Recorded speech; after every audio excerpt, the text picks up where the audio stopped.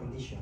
Thì cái mục tiêu sau cùng của chuyện điều trị implant đó là làm sao mà mình phải có cái răng căng nha để nó lâu dài. I believe that the implant placement as a protocol is important. Maintenance is even more crucial for implant longevity. Thì vì cái gì mình đặt được cái implant mà nó dính thì cũng là một chuyện quan trọng rồi. Nhưng mà quan trọng hơn nữa là làm sao mình duy trì được. Let me introduce my practice for Magical. Thì tôi sẽ giới thiệu những cái cách mà tôi thực hiện ở phòng khám. After placement, if it doesn't need to stitch out, make an appointment 1 month later after placement. Thì sau mình sẽ cần lập một cái lịch hẹn một tháng sau khi mà mình đặt implant bệnh nhân. That times the periapical X-ray is taken and check the soft tissue around the magic prostate. Ở cái thời điểm sau một tháng thì mình sẽ chụp một cái phim âm chóp, mình quan sát coi là mô hình làm hư trên lâm sàng như thế nào. And if possible, measure ISQ value when IT view was at least 10 Newton centimeter at the time of placement. Mình sẽ nếu mà tốt hơn thế là mình có thể đo được cái ISQ vào thời điểm đó. Nếu như mà cái lực độ ban đầu mà trên 10 Newton centimet đó. If the insertion torque is very low, after 1 month we pull out the closing screw for checking. The implant can be moved. Thì nếu mà lực độ ban đầu nó thấp đó thì ở cái điểm sau một tháng mình bạn cái cover screw ra để mà mình test coi là implant nó có bị di động không. Evaluate the data. I tend to decide when to load. Thì sau đó mình sẽ dựa vào những cái dữ liệu này để mình quyết định là nó là một hình hay không. After delivery processes, I generally check 1 month later for the soft tissue condition. Thì sau khi mình đã gắn phần hình sau cùng thì tôi sẽ nói bệnh nhân quay lại sau một tháng để mà kiểm tra coi là mô mềm làm thương như thế nào. An occlusion and any discomfort what patient has felt. Để chỉnh khớp cũng như là coi bệnh nhân có muốn điều chỉnh gì không, có gì khó chịu cho bệnh nhân hay không. If there is any issue, make the appointment 3 months later. Nếu như mà không có vấn đề gì thì là tái khám sau 3 tháng nữa. And check the soft tissue around the processes and occlusion. Thì cũng lại tái khám gốc cán và kiểm tra mô mềm. If it is okay, to check every 6 months. The checking point is the same. Nếu mà vẫn ổn thì lại tiếp tục tái khám mỗi 6 tháng. X-ray is taken every 6 months or 1 year. Thì ở thời điểm 6 tháng sau 1 năm thì mình mới chụp phim square. The checking point is very simple, but I think it is very important. Thì cái điểm checkpoint như thế này thì tôi nghĩ là khá là quan trọng. During the healing or loading, we always have to check the soft tissue condition around the magic core. Vì là mình sẽ cần phải kiểm tra mô mềm rồi. To evaluate the thread bone, it will be better to take a periapical X-ray, the parallel to the pin thread. Và chụp cái phim quan chóp để làm quan sát, mình sẽ làm thương xương ở dưới. But it's not easy. Và không có dễ. Because the prostate magic core inclination. Vì cái hướng của cái implant này. Test like ISQ value is used for loading as a reference. Thì cái chỉ số ISQ nó vai trò như là một cái tham khảo để mà mình quyết định là có gì trong thể lực hay không. Now I'll talk about the general implant concept that you know. Thì đây là một số những cái concept mà chắc là mọi người đã biết rồi. Sự tích hợp xương. Osseointegration is not a static process but dynamic process. Thì sự tích hợp xương nó không phải là một cái quá trình tĩnh, mà một quá trình động. Once osseointegration is completed, it doesn't stay through the whole life. Hay mình đã nói là cái sự tích hợp xương đã hoàn thành thì không có nghĩa là cái xương nó sẽ cứ đứng yên như vậy trong suốt cuộc đời. The bone is remodeled over whole life. Cái xương của mình thì nó sẽ luôn tái cấu trúc trong suốt cái cuộc đời. There are 3 factors for successful outcome. Có một số những cái tiêu chí để đánh giá sự thành công. Implant itself and host factor and operating factor. Thì có những yếu tố về implant, những yếu tố về bệnh nhân và những cái yếu tố về hoạt hình. Biocompatibility is important, but nowadays every implant is good for biocompatibility, I think. Rồi đầu tiên là về cái sự tương hợp sinh học đó, thì tôi nghĩ bây giờ hãng implant nào nó cũng tương hợp sinh học rồi. Implant sub is the one of factor. But personally, I think the macro design is more important. Thì cái thiết kế của implant thì tôi đánh giá cái thiết kế đại thể thì nó quan trọng hơn. Bone quality and quantity and healing potential is the host fact. Những cái yếu tố liên quan tới chất lượng và chất xương thì nó là yếu tố của bệnh nhân. Surgical skill is important as well. Thì cái kỹ năng phẫu thuật nó cũng quan trọng. But I'm sure that the only surgical skill for medical is precise drilling. Thì tôi nghĩ là một trong những cái kỹ năng quan trọng nhất khi mình thực hiện đặt medical đó là cái khả năng khoan cho nó chính xác. As you know, we don't need to consider the flap design and ball technique and soft tissue management for primary closure. Thì mình sẽ không cần phải bàn quá nhiều về cái chuyện quản lý vạt ra sao, đường rạch như thế nào khi mà mình thực hiện cái implant này. Sometimes we often the flap, but the incision is less than 1 centimeter. It doesn't need to closure. Và cái đường rạch nếu như mà mình có thể thực hiện thì nó cũng sẽ là một cái đường rạch nhỏ dưới 1 cm, cái đường rạch bắn mình trắng ngay đúng thôi. Osseointegration can be done less than 30 micron movement. Thì cái sự tích hợp xương được gọi là nó thành công khi mà cái sự vi dịch chuyển nó lên tới tối đa 30 micromet. If the micro movement is over 100 to 150 micron, it will cause the fiber integration. Nếu như mà cái sự vi dịch chuyển này mà nó lớn hơn 150 micromet thì xem như là nó không có thích hợp. If the gap between implant surface and pre-existing bone is over 500 micron, và nếu như mà cái khoảng hở này mà nó từ 500 micromet trở lên thì nó sẽ gây ảnh hưởng tới cái quá trình tân tạo xương và giảm cái tốc độ kết hợp. it reduces the quality of new bone and delay the healing. Clinically, if hitting injury happens during the drilling, the bone will be resorted 100 to 500 micron around the implant. Nếu như một cái trong quá trình sửa soạn mà mình nhiệt nó tăng nhiều quá, cháy xương thì nó sẽ ảnh hưởng cái khoảng xương xung quanh từ 100 đến 500 micromet. Tissue response to implantation depends on the implant characteristics, stability, and interoperative edges. Cái sự phản ứng của mô mềm với cái implant thì nó sẽ bị ảnh hưởng bởi những cái yếu tố liên quan tới implant, cái sự vững ổn của trụ implant đó. There are methods how to check the implant stability. Làm sao để mình có thể kiểm tra được cái sự vững ổn của implant. CBCT is recommended because of its resolution. Thì phim CBCT thì nó lại có cái chất lượng hình ảnh, cái độ phân giải nó không tốt. There is the radiolucence zone. It means the fiber integration.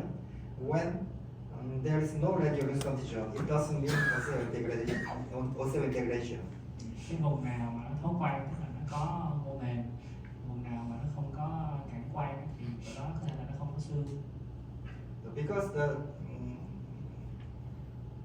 CBCT resolution is the 100 micron and the size of the soft cell is the 10 micron. Thì tại vì cái độ phân giải nhỏ nhất của cái phim X-quang là 0,1 mm cho mỗi điểm ảnh, nhưng mà kích thước của mô ở trong cơ thể mình thì nó nhỏ hơn như vậy nhiều. I generally check the ISQ by Ostermantel as one of the reference. Nên là thường tôi sẽ dựa vào cái ISQ nhiều hơn. As you know, the RFA and failure test to check the actual stability of the implant. Ở ngoài đây mình còn có một cái test là mình xoay mình coi cái implant nó có bị xoay hay không.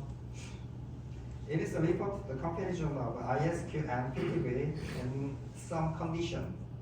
Thì có hai cái dạng để mà test cái độ ổn của implant là PTV hay là ISQ.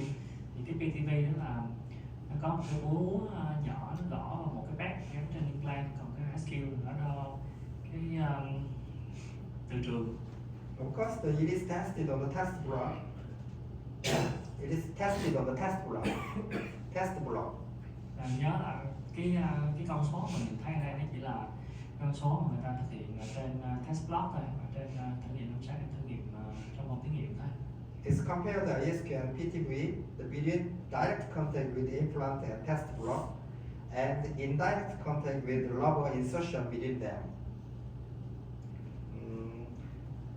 On the test block, the implant is placed directly.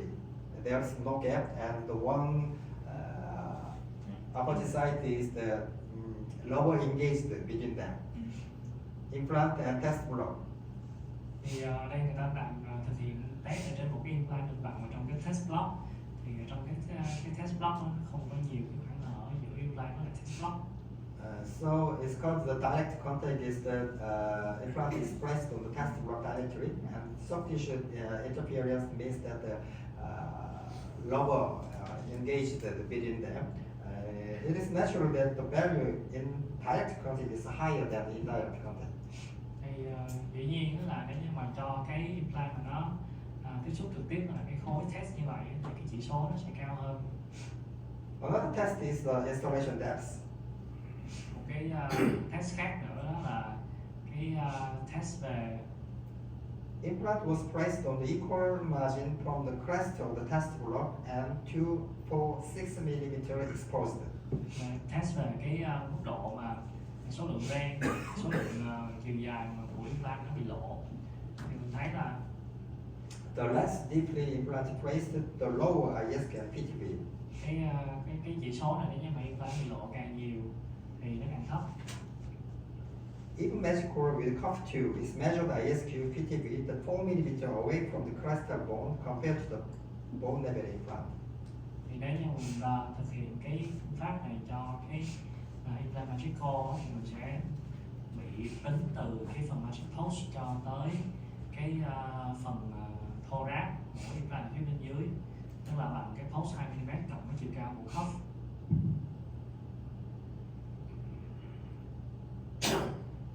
Generally, the bone level implant is measured the ISK and PTV.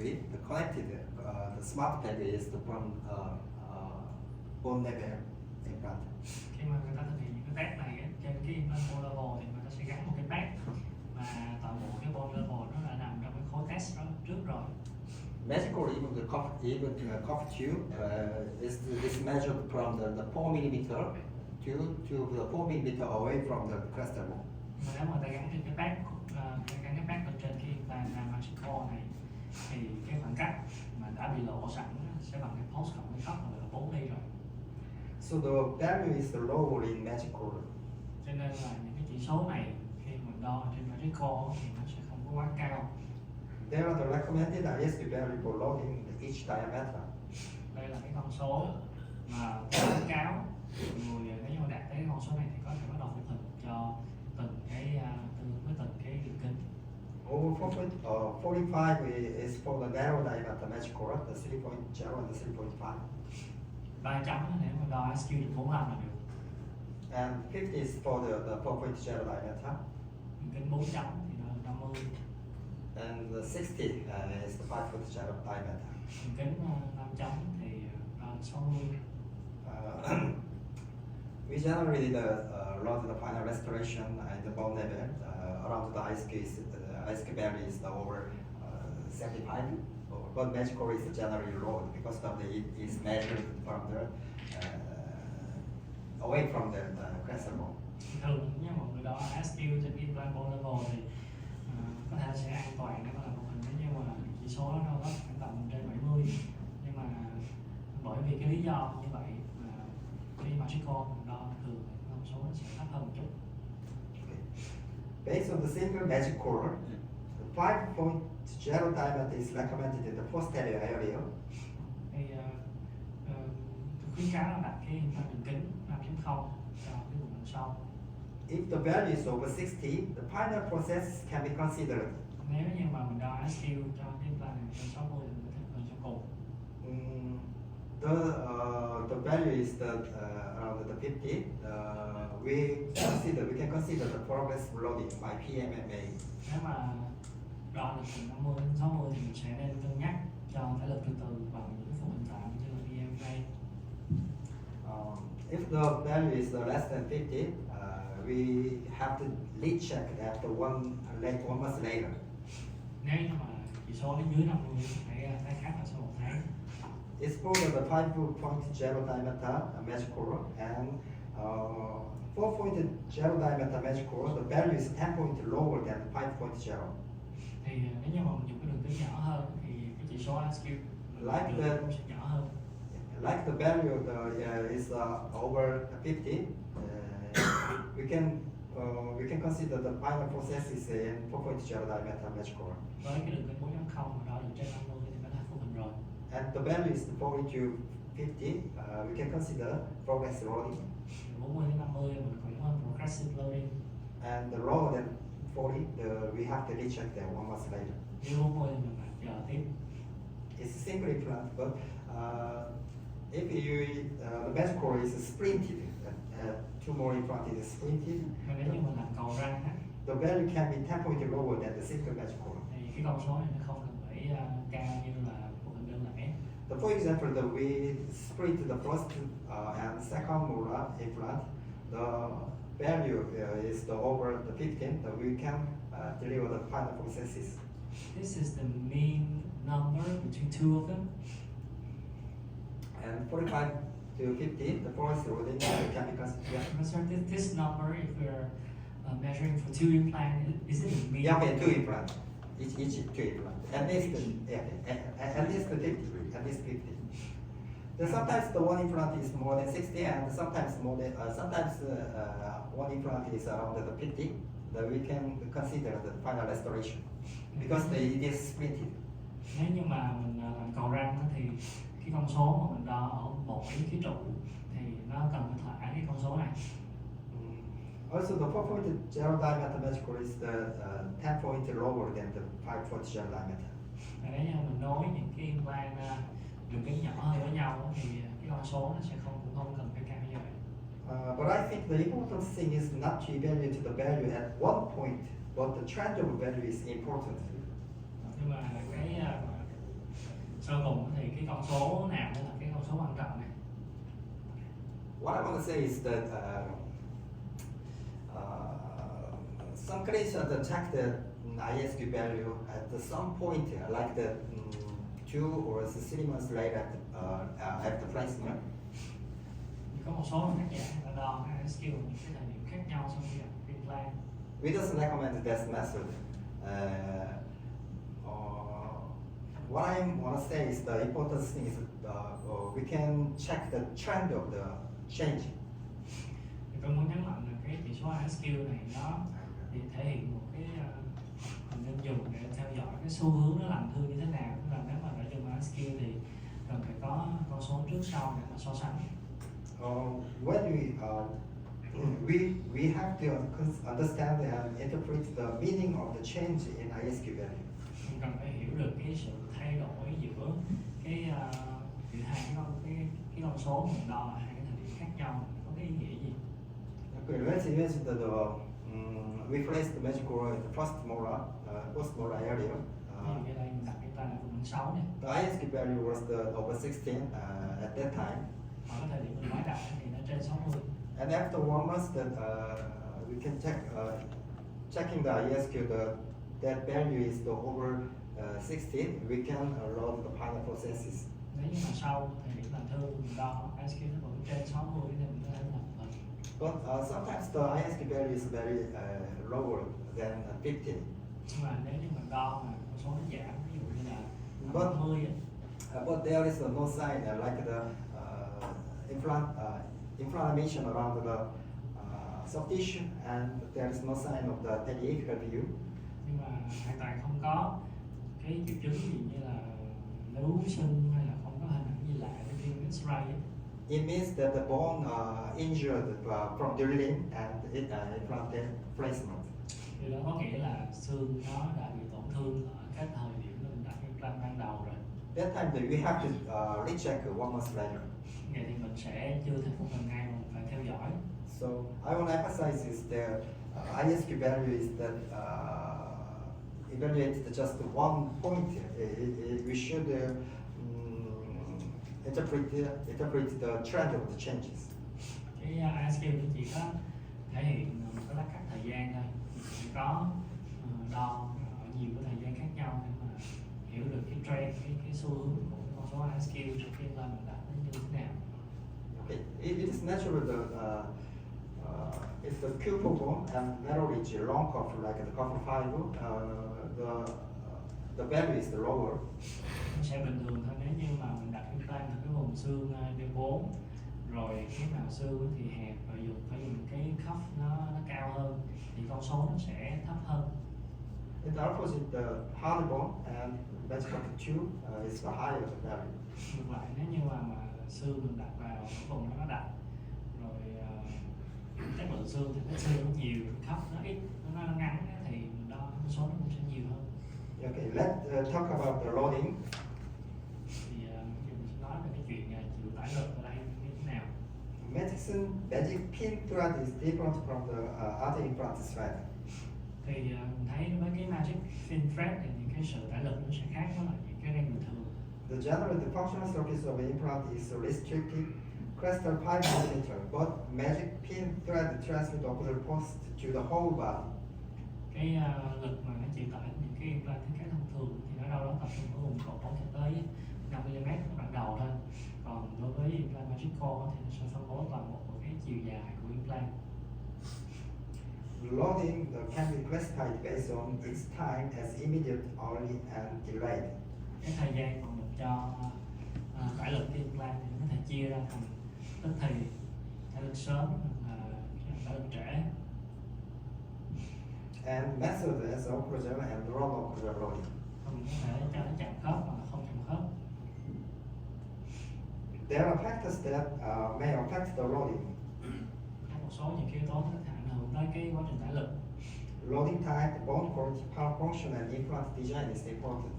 Như là cái hướng lực thì sao hướng lực đó có đồng trục hay là không đồng trục, chất lượng xương như thế nào, có thói quen thận chức năng hay không, hay là những cái yếu tố về mặt hình khác.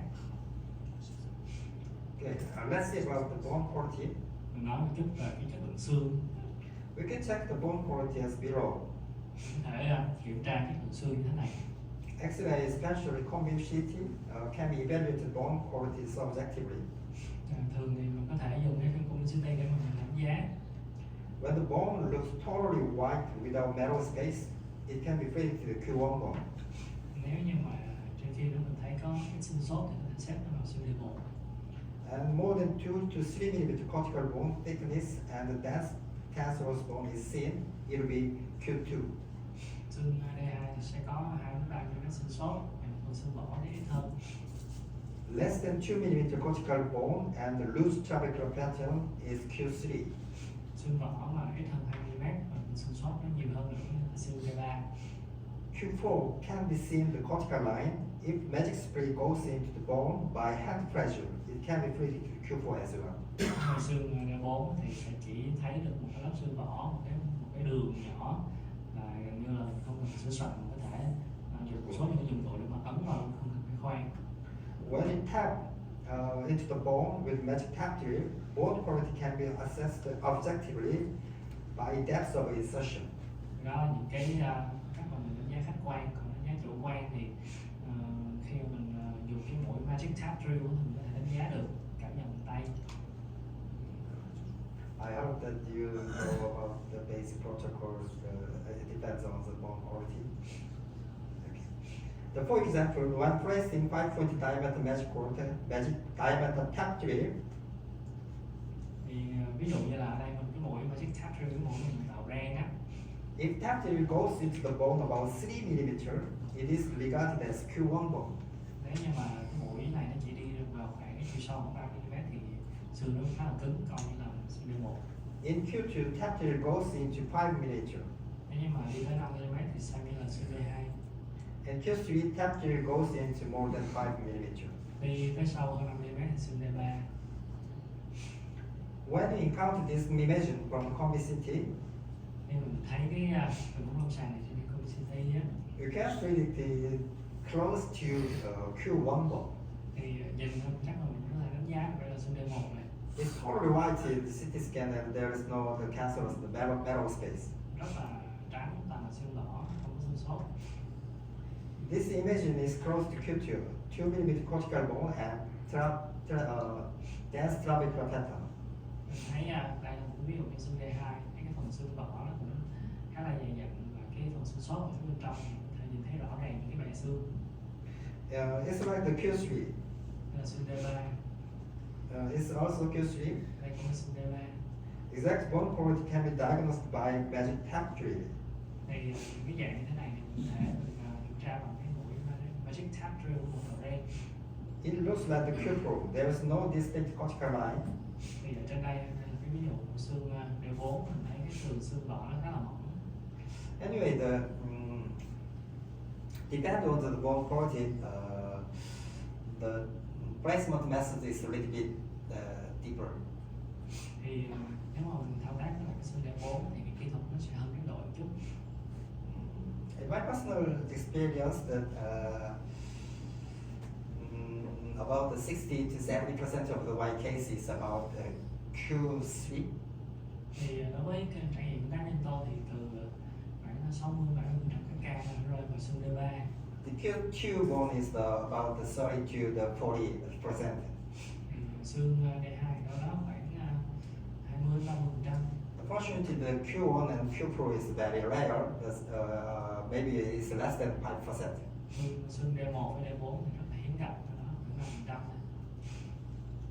But we have to cautious to place implant in the Q1 bone.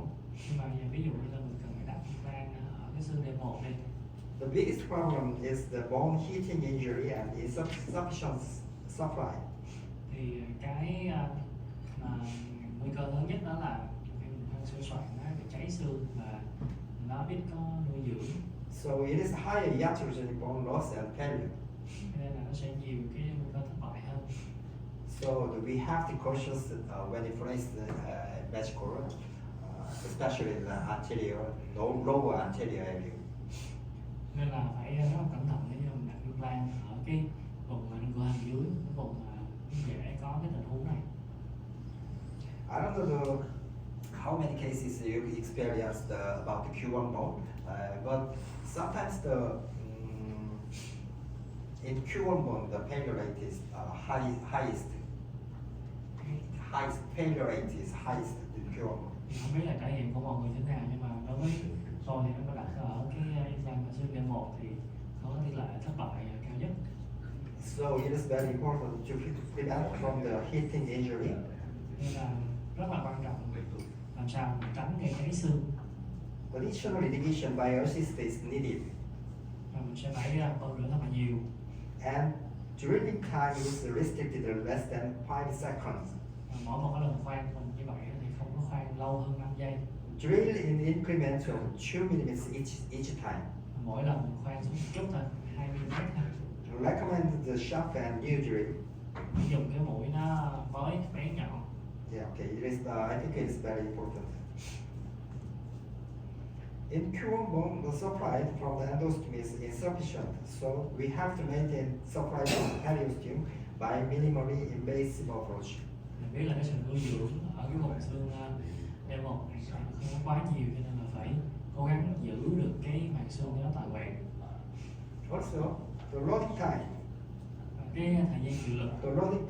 Also the loading time they can be postponed in the Q1 bone. Thì mình sẽ phải đợi lâu hơn đối với xương D1 này. It's not the story of the medical, it's about the whole implant system. Những cái con số này, những khuyến cáo này không phải chỉ là cho Magical mà là cho hầu hết những hệ thống implant mà mình sử dụng. Okay. It looks like the hard bone on the lower right molar area. The first molar and the second molar. Nhưng mà mình thấy ở đây những cái vùng mà xương nó có vẻ những cái màu nó trắng hơn, là xương nó đặc hơn đó. CBCT have the guide pin placement on the first molar. CB mình đặt cái gai pin, mình chỉ đang số 46. It will be better to adjust the direction. Thì mình sẽ muốn điều chỉnh cái hướng này một chút. Because if I would drill in this direction, the drilling will be done in the hard lingual cortex. Vì nếu như tôi đi theo cái hướng pin này thì tôi sẽ đi vào cái vùng bát xương nó rất cứng và lưỡi. Anyway, it looks like the Q1 subjectively. Nhưng mà trong nó có vẻ một cách chủ quan mà nói thì có lẽ là xương D1. And I diagnosed the Q1 bone objectively by tap drill. Thì sau đó là tôi sẽ dùng cái mũi tap drill để đánh giá lại. The 5.0 type tap drill starts in 3 mm into the bone. Thì theo tôi dùng cái mũi tàu ren nó đi tới 3 mm. So the bone core is diagnosed as Q1 bone. Thì lúc đó mình đã xác định đây là chính xác là xương D1 rồi. Osteotomy was enlarged by one size larger than magic drill medium. Như vậy thì tôi sẽ tăng thêm một số so với lại cái implant medium. The 4.3 drill used and then full tap was done. Và sau đó là mình sẽ tạo ren suốt cái chiều dài của implant. You know the 4.3 drill. Generally, in the magic box, there is no the 4.3 drill. Magic drill narrow is for the narrow type implant. Magic drill small is 4.0. Magic drill medium is 5.0. Magic drill large is 6.0. Đây là cái kích thước của từng cái mũi magic drill tương ứng với lại từng cái đường kính của magic core. Between magic drill medium and magic drill large, there is the 4.3 drill. Thì hai cái mũi medium và large thì nó sẽ có đường kính là 4.3. So the magic drill increase the diameter. Magic drill narrow, small, medium, 4.3, magic drill large. Thì nó sẽ có những cái thông số là narrow, small, medium với 4.3 và large.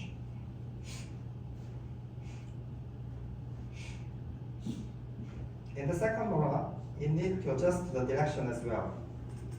Vị trí răng số 7 cũng cần phải chỉnh hướng. This direction will encounter hard liver cortex. Is hard liver cortical bone, and it looks like a Q1 bone. Thì nhìn thấy trên phim thì có vẻ như là xương D1 đó. After drilling with the magic drill medium, 5.0 tap drill was done. Tap drill went 5 mm into the bone. Khi mà tôi tạo ren thì nó đi xuống 5 mm. So this bone core is diagnosed as Q2 bone. Thì đây sẽ là xương D2. After full tap, connecting the hand ratchet and the 5.0 diameter magic core was placed. Sau đó là cái implant 5.0 vào bàn tay. We can see a little gap between implant and bone on the first molar compared to second molar. Người ta thấy nó có một cái khoảng hở nho nhỏ mình nhìn thấy trên phim giữa cái implant với cái phần nền xương. It is placed by the magic drill medium and it is placed by the 4.3 drill. Thì mình thấy là ở cái răng số 6 đó mình sẽ sửa soạn một cái mũi số lớn hơn một chút.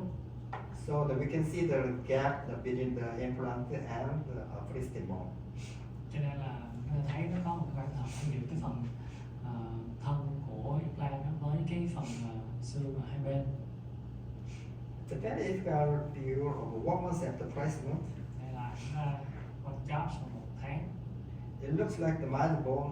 It looks like the mild bone resorption around the first molar magic core. Mình thấy có vẻ như là nó đã bị tiêu xương quanh cái implant này rồi. But soft tissue was healthy and no infection sign. Nhưng mà trên lâm sàng thì mô mềm nó không có triệu chứng gì cả. The final process was delivered, but it doesn't look good from X-ray. Ở thời điểm mà tôi phục hình sau 2 tháng thì trong trên phim X-quang nó cũng không tốt lắm. If it was a single implant, I wouldn't have delivered the processes, but it was the splinting, so I decided to roll. Nếu như mà làm phục hình mẫu lẻ thì chắc là tôi chưa có phục hình được răng số 6 đâu. Nhưng mà đây mình đang làm nối với nhau rồi thì tôi sẽ vẫn quyết định là vẫn là phục hình. ISQ value of the both magic core didn't drop from original value. Cái chỉ số ISQ mình đo ở cái implant này nó không có giảm đi so với ban đầu. Follow X-ray. Những cái phim X-quang theo dõi sau đó. It looks like the bone density is increasing compared to the one month after placement. Trông có vẻ như là nó đang khoáng hóa trở lại rồi. The panoramic view, the 3 years after parallel. Ảnh pano sau khoảng 3 năm. Q2 is the most favorable for implant, but it is needed to tap for magic core. Thì xương D2 nó sẽ là cái xương lý tưởng nhất để mình implant. Thì đối với magic core thì mình sẽ vẫn cần phải tạo ren. The personality, the Q3 is the easiest bone for magical. Cái xương đa ba sẽ là cái xương dễ thực hiện nhất cho magical. It can be placed without it can be placed without with motor after correcting side stream. Thì sau khi mà mình chỉnh lại cái hướng của cái pin nếu mà cần thiết, thì sau đó mình có thể vặn cái implant vào luôn. Okay, MBS for 4.0 and MBM for 5.0. Mình đang sửa soạn cái mũi small cho cái 4 chấm và medium cho 5 chấm. It doesn't need the tag. Không cần phải tạo dây.